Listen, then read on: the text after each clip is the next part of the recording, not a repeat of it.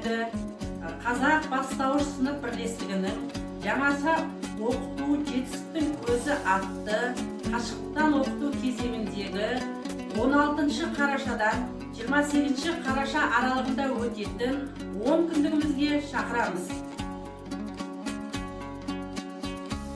Абай атамыз айтқандай, бес нәрседен қашық бол, бес нәрседен асық бол.